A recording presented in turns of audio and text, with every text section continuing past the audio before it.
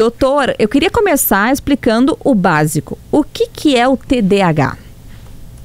O TDAH. Então, o TDAH é um transtorno, né, que as pessoas têm, geralmente desde a infância, que envolve a atenção, a capacidade de se manter concentrado num assunto, geralmente assuntos de trabalho, de estudo, né, a pessoa normalmente saindo desses momentos em que tem que ter mais foco, é normal, não tem nenhum tipo de problema, né, a princípio, mas quando tem que começar a trabalhar ou a estudar, ela começa a falhar, né, ela começa a ver que não consegue fazer as contas, que se engana, que erra, que se confunde os sinais. Estou falando aqui na matemática, mas pode ser em outras tarefas também. E então o trabalho e o resultado final dos trabalhos, do estudo, terminam com uma menor qualidade que uma pessoa que não tem esses problemas de atenção. Ela pode também vir junto com isso com uma grande inquietude, uma hiperatividade. Então a pessoa também não consegue parar quieta para se concentrar, para ter atenção. Né? Isso se vê desde que a pessoa é criança, geralmente, né? É um padrão que a acompanha durante a vida, né? E ela acha que é o jeito dela, né? E geralmente as pessoas que têm esse transtorno, elas têm uma diminuição, né, das notas, até onde vão na escola, e aí começam os problemas com este problema. Professor, essa sua descrição que o senhor disse, né, sobre o que é o TDAH e os sintomas de quem tem TDAH, é impressionante como muita gente se identifica com isso, né, doutor Eugênio? Então, a impressão que eu tenho é de que hoje o TDAH é um transtorno muito popular, inclusive gente que talvez não tenha, acha que tem, porque se existe um mal do século hoje é a falta de foco, né, porque a gente tem tantos estímulos, tantas coisas o tempo todo nos tomando e disputando a nossa atenção, que parece que todo mundo tem problema de foco, parece que todo mundo tem dificuldade mesmo de cumprir uma tarefa, né, ou de concluir uma atividade, enfim. Eu queria que o senhor explicasse pra gente se realmente nós somos uma sociedade em que muita gente está com TDAH, ou se não, nós somos uma sociedade em que muita gente acha que tem TDAH. Essa pergunta é fantástica, porque quando a gente faz uma pergunta, o TDAH se diagnostica com 18 sintomas, tá? 9 são de desatenção e 9 de hiperatividade. Mas vamos pegar os de hiperatividade. Se a gente pergunta à população, a gente fez um estudo que se chama Corte de Pelotas, que é um segmento de pessoas ao longo da vida, e em determinado momento, aos 18 anos, se fez as perguntas de déficit de atenção. Sabe quantas pessoas tinham desatenção em um nível de TDAH? Quase 30%, 25%. Né? Então realmente é um monte de gente, muita gente. Então por isso que as pessoas acham que tem TDAH, não é a questão dos estímulos, né? Muita gente tem um certo grau de desatenção, mas o importante aqui é que essa desatenção não ocorra só num contexto. Por exemplo, odeio matemática e aí eu não consigo prestar atenção. E o resto? Não, o resto sou normal. Essa pessoa já não tem TDAH. Depois, esses sintomas têm que vir lá desde a infância. Não, começaram agora faz 6 meses, 5 meses. Não é assim que a desatenção... Então tu vais tirando as pessoas, separando o que realmente é ter TDAH. Tu sabe com quantos a gente termina? 3%. Então, as pessoas estão contando sintomas. E ter sintomas de TDAH, basta dormir mal uma noite que tu já passa a ter TDAH. Então fiquei com uma dúvida, se é 30% ou 3%, doutor Eugênio? 30% das pessoas da pesquisa têm sintomas de TDAH, mas só 3% tem TDAH. O diagnóstico é confirmado. Porque, como o doutor falou, dormir mal uma noite, o senhor já pode ter um sintoma. Mas o TDAH... Mas não tem TDAH. E se a pessoa vem dormindo mal muitas noites, ela começa a ter crônico esse sintoma, mas ele não tem TDAH, ela está dormindo muito mal. Se ela tem apneia do sono, por exemplo, ou se, né, que as pessoas dormem muito mal e respiram muito mal à noite, eles têm um TDAH e ainda... Mas não é, porque é um sintoma decorrente do mau sono, da má oxigenação, que é outra coisa. Então, quando a gente vai separando... Alô? Quando a gente vai... É o nosso sinal das 11h30. Das 11h30. Doutor Eugênio Grevesso... Então, vai. Perdão. Então, a gente vai fazendo isso e realmente a gente chega só com 3% das pessoas adultas, né? E 5% das crianças têm TDAH. Então, não é todo mundo. As pessoas podem ter sintomas parecidos com o TDAH, mas o TDAH todo é toda uma síndrome que a gente tem que ir montando para ver se a pessoa realmente tem. Doutor Eugênio Greve, a minha dúvida é, o TDAH ele tem que ser diagnosticado com os indícios ainda na infância, ou tem como se ter TDAH depois de uma fase um pouco mais adulta? E a minha outra pergunta é se tem cura, se o pessoal vai deixar de ter o TDAH em algum momento. Existem casos que começam um pouco mais tarde, tá? Mas um pouco mais tarde é a adolescência, tá? Final da adolescência. A gente não consegue considerar ainda, né? Não temos nenhum algum fator que possa nos garantir que é um TDAH novo se a pessoa começa com 30 anos TDAH. Né, a síndrome é completamente igual à das crianças, dos adultos jovens, né? Mas aí a gente fica com a dúvida, né? E há casos que tem a dúvida. Vou dar um exemplo para vocês.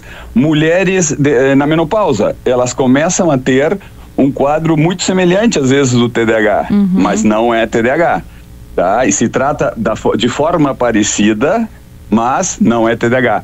Então, esses quadros muito tardios também a gente não considera TDAH. Tem que começar na infância ou na adolescência, né? Ou ter indícios de que começou. Tem uma pergunta de ouvinte aqui no nosso YouTube, que é a seguinte, a Marion Facina. Pergunta para o doutor se existe algum sofrimento psíquico do paciente em função do TDAH. Por exemplo, depressão, ansiedade... Desculpa, Maria. Eu tô pensando sozinho aqui. Porque... O PG fez um bar. Isso é muito interessante, porque uma das consequências do TDAH, quando a pessoa tem esse TDAH que começa lá no neurodesenvolvimento, quando a pessoa é criança, né, adolescente, e vai se estendendo para a vida adulta, ele começa a ter chances maiores de ter depressão e ansiedade. Pessoas com TDAH têm outros transtornos psiquiátricos associados. Tanto que a gente diz que é uma raridade ter uma pessoa que só tem TDAH, né? As pessoas têm depressão 3, 4 vezes, em prevalências que são 3 ou 4 vezes maiores do que numa pessoa que não tem TDAH. E por que, doutor?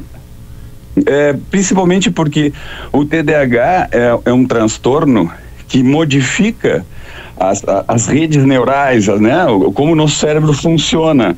E principalmente para o córtex, né? O córtex frontal, que geralmente coordena outras estruturas do cérebro, né? E essas estruturas muitas vezes controlam nossas emoções, nossos humores, né? Nossas sensações. E pessoas com TDAH, então, têm maior dificuldade de controlar a tristeza, o humor, a raiva, né? Então, parece haver uma falta de controle sobre essas estruturas, né? O que predispõe a ter mais transtornos de ansiedade, angústias, depressões. Só porque ficou faltando só da cura, né? Que eu perguntei, doutor, ou se tem que, né, se tratar a vida toda para que se tenham sintomas um pouco menos graves, não é? Eu imagino que Perfeito. Seja. A gente faz uma analogia com a hipertensão, né? A pessoa tem a pressão alta, né? E quando a pessoa tem isso, tem que tratar e geralmente tratar para toda a vida. E tratando a pressão alta, a gente previne as consequências da pressão alta, e tratando a desatenção e a hiperatividade, a gente previne também as consequências do TDAH. Né? Por exemplo, a pessoa passa a render melhor, a pessoa começa a melhorar sua autoestima, a diminuir a chance, a probabilidade de ter depressão. Então, tratar o TDAH ele é fundamental, né?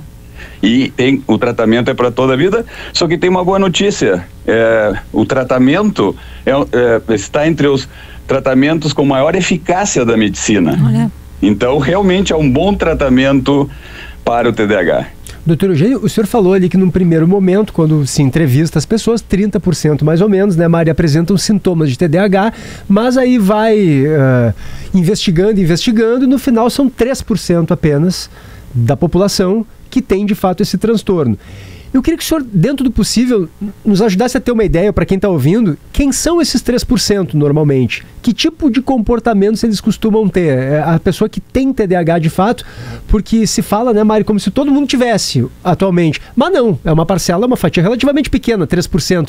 Quem são essas pessoas? Tem algumas características possíveis de o senhor mencionar, de comportamento, de estilo de vida, de maneira de se relacionar com, gênero, com a rotina, gênero, algum perfil que seja mais frequente em pacientes com esse diagnóstico? É uma boa pergunta. Geralmente, quando se é criança, o TDAH é mais comum em meninos do que em meninas, numa relação de 4:1, né? Mas com o passar do tempo, essa proporção vai caindo e na idade adulta, homens e mulheres são afetados da mesma forma. Por quê? Porque as meninas vão sendo diagnosticadas mais tardiamente, tá? Elas são o grupo, e meninas e adolescentes são o grupo que mais é diagnosticado lá pela adolescência, início da idade adulta. Então, quando a gente chega na idade adulta, homens e mulheres são afetados da mesma maneira. Uma característica comum desses meninos, assim, que são diagnosticados mais cedo, né, é que eles são muito hiperativos, são pessoas que não param quieta, que interrompem, e isso se pode levar para a vida adulta. Então, há muitos TDAHs que são bem agitados, né? E que as pessoas pensam assim, como ele é nervoso, na realidade, são pessoas inquietas, não são necessariamente nervosas, né? Às vezes elas são um pouco mais explosivas, né? Porque elas não conseguem entrar muito no assunto, se irritam facilmente, né? Mas a característica principal são pessoas que se costuma usar, estão bastante no mundo da lua, passa um trem, né, e não se dão conta, e são pessoas que estão bastante desintonizadas às vezes com o assunto principal, que se distraem facilmente. Por exemplo, quando as pessoas vão sair para algum bar e tem uma televisão ligada, que se perde da conversa porque ficam vendo a TV. Lembrando, são pessoas que carregam essa característica desde sempre, né? Porque são características bem comuns que eu estou falando, mas é um padrão permanente dessas pessoas. Elas são caracterizadas por este tipo de comportamento, tanto que eles ganham apelidos, né? E geralmente ganham pechas de serem muito distraídas. Sim, tem um preconceito muito grande. Se a desatenção é bastante acentuada, sim, né? São pessoas que, então, outra característica é muitas vezes assim, na época da escola, eles sofrem bullying com maior frequência, né? Eles são taxados, criam apelidos para essas pessoas, né? Então, assim, é um sofrimento, mas veja bem que interessante, quando uma pessoa está deprimida, ela está sentindo dor emocional, ela quer ajuda, porque, o que eu estou sentindo? Eu tenho um ataque de pânico. O TDAH não dói, ele parece ser agente, né? Então, as pessoas têm dificuldades, mas eu não tenho nada. E isso é o paradoxo do TDAH. Parece que não tem nada, mas lá está a desatenção, a inquietude, a intromissão. Alô? Oi, doutor. Não, a gente estava... Ficaram pensativos? Não, a gente... eu vou ser bem sincera, a gente tem tempo para mais uma pergunta. A gente estava fora do ar perguntando entre nós qual pergunta a gente investiria. Porque o senhor é muito claro, muito didático. A gente queria poder ter mais tempo. Aí a gente tá entre nós aqui, estava vendo assim, quem é que faz a última pergunta, porque todo mundo quer ouvir o senhor falar mais, na verdade. Mas de repente vamos fazer 2 em 1, que tal? E aí o senhor tenta ser o mais objetivo possível. Eu tenho uma desatenção aguda aqui. A minha pergunta era sobre o tratamento, tá? O senhor falou que o tratamento é muito eficaz. Qual seria o tratamento? Pergunta. Assim, se esse tratamento fosse com ômega 3, não haveria tanta polêmica, tá? Ou com um remédio bem tranquilo, né? O problema é que, geralmente, o que a gente tem que fazer é melhorar o funcionamento do córtex cerebral, né? E aí a gente precisa usar estimulantes, né? Anfetaminas ou anfetamínicos, né? Também há medicações que são mais na linha antidepressiva ou nesse tipo, né?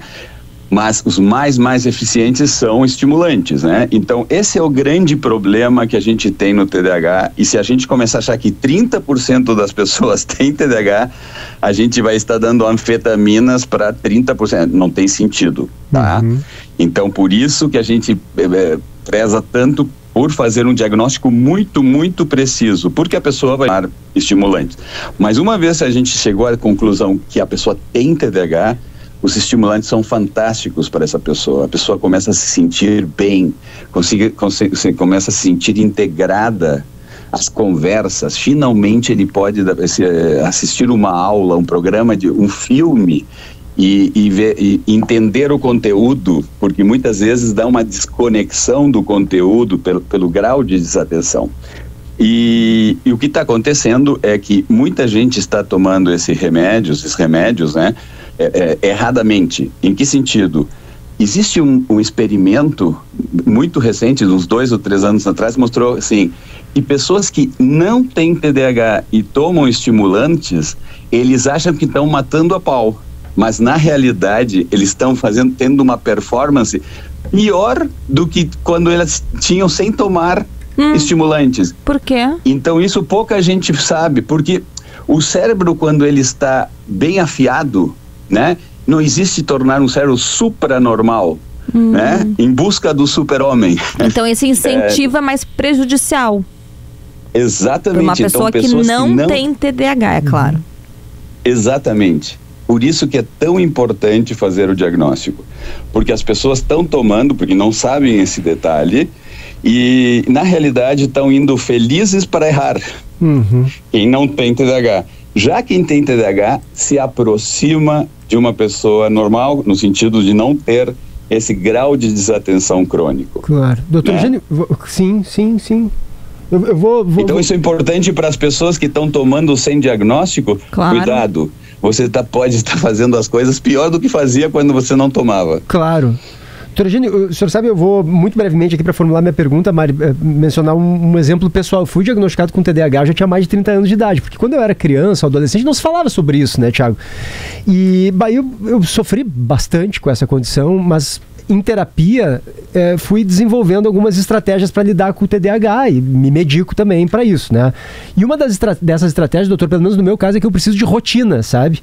Eu preciso de horário para dormir, eu não marco mais compromisso à noite durante a semana, porque eu me desorganizo demais no dia seguinte, assim, se eu saio da rotina, sabe? Então eu queria que o senhor falasse um pouquinho sobre isso, o quanto é importante os cônjuges, os amigos, os colegas de trabalho, enfim, compreenderem e respeitarem algumas limitações, assim, de quem tem TDAH e convive com essas pessoas. Maravilha. Vamos começar pela pessoa. A pessoa tem primeiro que saber, bom, tem o TDAH. E suponhamos que ela não possa tomar estimulantes por algum motivo, tá? Eu sempre digo, uma pessoa com uma agenda que tenha todos os dias da semana na folhinha que ele está enxergando e um pedacinho de papel, consegue organizar o TDAH em 60%. Né? O pedacinho de papel é para, tipo assim, aquela coisa que tu não esquece de comprar papel higiênico, tá? E ele anota, não esquece de... E ele vai anotando. E outra coisa são os compromissos da semana. Só com essa organização, a pessoa já consegue sentir um alívio. Por quê? Porque uma das características do TDAH é ser extremamente desorganizado. Ele não consegue organizar só de cabeça. Ele precisa colocar no papel, digital, como queira, mas precisa ter essas questões. E aí vem a segunda parte, a família, né? Que eu acho que é a segunda parte da tua pergunta. A partir dessa organização, a família precisa entender que esses processos, essa desatenção não é uma questão que a pessoa está fazendo propositalmente. Eu sempre faço outra analogia com a pessoa que tem miopia. Não adianta eu dizer para ele, não, eu tenho certeza, te concentra, tu vai conseguir enxergar. Se ele não põe óculos, né? Sim. Ele não vai conseguir. Verdade. E aqui também, e a atenção é um mecanismo automático, né? E que a gente não pede para ter mais ou menos, né? A gente usa a que tem. Então a família tem que saber que esses processos de controle da inquietude e da desatenção não estão sob nosso controle consciente, senão a gente curava só dizendo para a pessoa, tá, agora te concentra. Não, são processos automáticos, neurológicos, e que a pessoa precisa, né, e a família precisa ter uma contenção disto, tá? Diminuir o estresse que muitas vezes esta desorganização causa em toda a família. E o toque final, né, se dá pelo remédio, porque a medicação realmente diminui muito essa desatenção, tanto que as famílias agradecem, né, no final. Verdade. E é muito comum isso de ser diagnosticado aos 30 anos, por exemplo, porque realmente, antigamente não se tinha essa ideia do que os adultos também têm TDAH. 80% das pessoas que têm TDAH na infância vão ter na idade adulta. Então, é muita gente. Doutor Eugênio Gravê, muito obrigada pela sua participação. O senhor foi muito didático, muito tranquilo nas explicações. A gente vai querer com certeza lhe entrevistar de novo, porque os ouvintes mandaram muitas mensagens, há muitas dúvidas ainda sobre esse tema. Obrigada, viu? Eu que agradeço a oportunidade. Sempre é bom informar a população, né? E vocês têm essa capacidade de levar essa informação para muita gente. É um prazer estar com vocês falando do assunto. Eu recebi uma mensagem que nós recebemos no WhatsApp da Rádio Gaúcha, que eu achei muito rica essa mensagem, da Patrícia Pereira, ela é aqui do bairro Floresta, em Porto Alegre. Sempre tive todos os sintomas de TDAH, mas só fui percebendo quando acompanhei todo o tratamento do meu filho. Fui diagnosticada aos 53 anos. Ser medicada mudou minha vida. Sou do tempo que se tratava essas coisas com Havaianas. Tirei primeiro lugar no doutorado em educação da URGS esse ano. Agradeço muito ao cuidado do Dr. Humberto Miller. Vários recados nessa mensagem, ou seja, ela não foi diagnosticada cedo, porque a gente falava, antigamente não se falava sobre isso, se tratava com Havaianas, ou seja, com espancamento, com castigo. É uma questão, uma doença, é um transtorno. Ela acompanhou o filho sendo tratado e percebeu que ela tinha, né? E é bom também deixar muito claro que TDAH não limita ninguém, né? Se é bem medicado. Pelo contrário, a pessoa tem que ter a sua rotina, tem que ter seu tratamento, mas essa pessoa pode tirar primeiro lugar no doutorado da URGS. Ela tirou primeiro lugar. Um ouvinte até perguntou assim, um músico pode ter TDAH? Pode. TDAH não é limitador, vai ter mais dificuldades, a pessoa vai ter que superar desafios, mas é possível sim.